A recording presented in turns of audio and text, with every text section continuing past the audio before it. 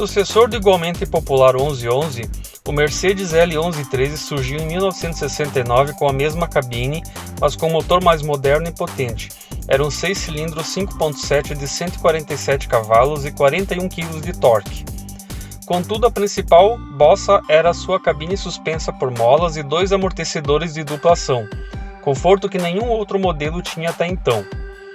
Confiável e de manutenção barata, o 1113 se tornou tão popular que foi apelidado de Fusca das Estradas. Foram cerca de 200 mil unidades vendidas até 87, sem contar as variações 1313, 1513 e 2013, com maior capacidade e tração e de carga. Estima-se que mais de 170 mil deles ainda estejam circulando pelo Brasil. Lançado no Brasil em 1976, o Scania L111 sucedeu os L75 de 1959 e L76 de 1963. Todos eles receberam o apelido Jacaré, mas foi o L111 lançado em 1976 o mais bem sucedido deles e também o que teve produção em maior escala, sem deixar de lado a cor laranja, característica estreada pelo L76. Boa parte dos L111 recebeu o motor DS11, um 6 cilindros de 11 litros com turbo que entregava 296 cavalos a 2.200 RPM e 111 kgf de torque a 1.400 RPM, com transmissão de 10 marchas e 2 gamas. A produção durou até 1981, mas a robustez e a simplicidade mecânica desse caminhão de origem sueca permitem que eles sejam vistos aos montes cruzando estradas brasileiras, sempre tracionando cargas pesadas. O C6500 é o nome científico do popular Chevrolet Brasil. Levou este apelido por ter sido o primeiro caminhão da Chevrolet fabricado no Brasil em São Caetano do Sul, São Paulo. A produção começou em 58 com cabine baseada na picape americana Advance Design, mas com frente da Task Force.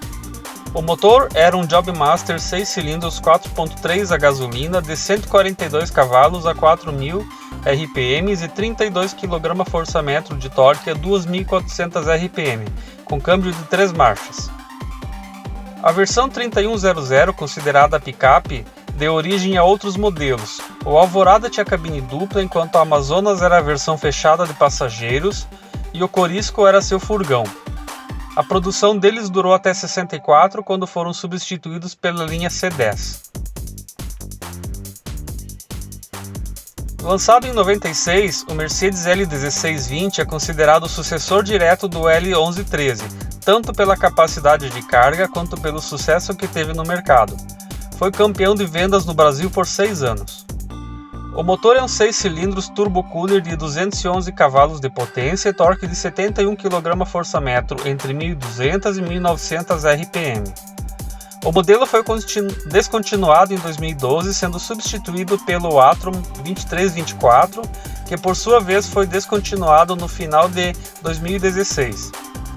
A cabine bicuda continuou viva apenas no Atron 1635, um cavalo mecânico com motor de 6 cilindros que gera 345 cavalos vapor de força e 147,9 kgfm de torque. Os veículos da Volvo chegaram ao Brasil em 1934. Além de automóveis, vieram ônibus, tratores e caminhões, que lidaram bem com as primitivas estradas brasileiras. Mas os famosos L385 Viking e L395 Titan só chegaram nos anos 50. Também conhecido pelo nada modesto apelido de Super Volvo, o Titan tinha motor 6 cilindros 9.6 a diesel de 150 cavalos, bastante força para a época. Em 1971, a quinta geração da Ford F-Series estava saindo de linha nos Estados Unidos. Foi um ensejo para importar o ferramental e fabricá-la no Brasil. Era considerada a terceira geração por aqui, onde marcaria o retorno da Ford às estradas. Ali nasceria uma família com diversas variações de chassi e capacidade de carga. O F8500, o maior cavalo mecânico da família, chegaria em 1977 para acabar com o hiato da Ford no segmento, que durou quase 10 anos. Seu motor era um Detroit V6 5.2 de 202 cavalos, a 2.600 RPM e 61 kgfm a 1.800 RPM, números excelentes que só eram conseguidos pelo fato deste motor ser 2 tempos. Uma curiosidade é que este motor era fabricado pela General Motors. Os grandes caminhões da série F ganhariam mais uma geração e algumas reestilizações até o seu fim em 2005. Hoje são representados pelos F350 e F4000. FNM, ou Fábrica Nacional de Motores, estatal que foi a primeira fabricante de caminhões do Brasil. A fábrica de Xerém, distrito de Duque de Caxias, no Rio de Janeiro, chegou a ficar um ano parada por causa da má situação financeira da Isota Franchini, que lhe fornecia as peças para o D7300. Sem poder contar com a Isota, encontraram outra fabricante de caminhões italianos, a Alfa Romeo. Não havia core esportivo nos cara-chata da FNM derivados dos Alfa Romeo. O primeiro foi o D9500, mas quem se destacou na história foi o D11000, lançado em 58. Caminhão pesado da empresa tinha motor 6 cilindros todo de alumínio de 150 cavalos.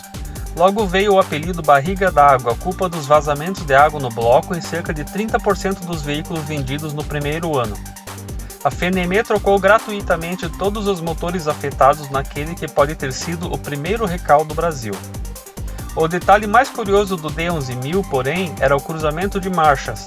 Para cada uma das 4 marchas à frente havia uma reduzida controlada em uma alavanca extra no painel. Em algumas trocas, o motorista precisa tirar as 2 mãos do volante, mas na passagem da terceira para a quarta reduzida, ele pode usar a mão e o cotovelo ao mesmo tempo. Apesar do relativo sucesso dos Titan e Viking, só em 1979 a Volvo deu início à produção de caminhões no Brasil. Foi com o N10 com motor 10 litros de 263 cavalos de potência e capacidade de tração de até 52 mil kg. O detalhe mais característico está nos 4 faróis. Para entrar nos canaviais em 84, a Volvo instalou no N10 um motor que queimava álcool e diesel. 2 linhas de combustível alimentavam o motor turbo TM101G de 9,6 litros com injeção piloto que produzia 275 cavalos. Apenas 10 unidades foram produzidas. Sempre é mais legal chamar o Mercedes L608D de Mercedinho. Lançado no Brasil em 72, a estreia na Europa foi em 1967, foi a aposta da marca para o segmento de caminhões urbanos.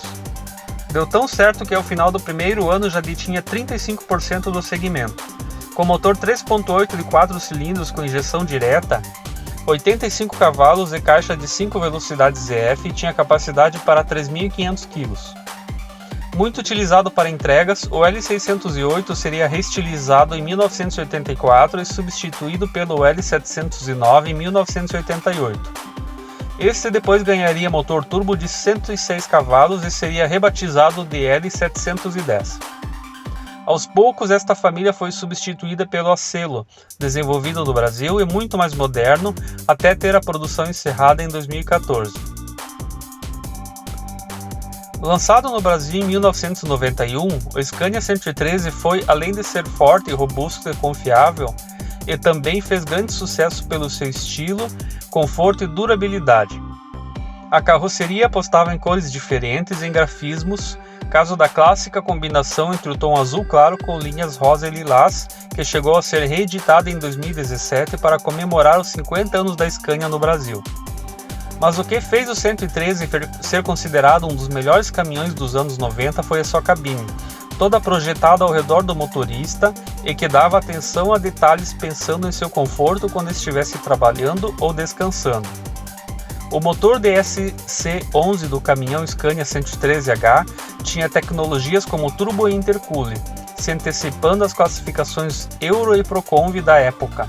E mesmo assim, esse motor, com até 360 cavalos, demanda poucas intervenções. Tem manutenções com custo abaixo da média e é econômico. Usava câmbio com 10 marchas e 2 a ré.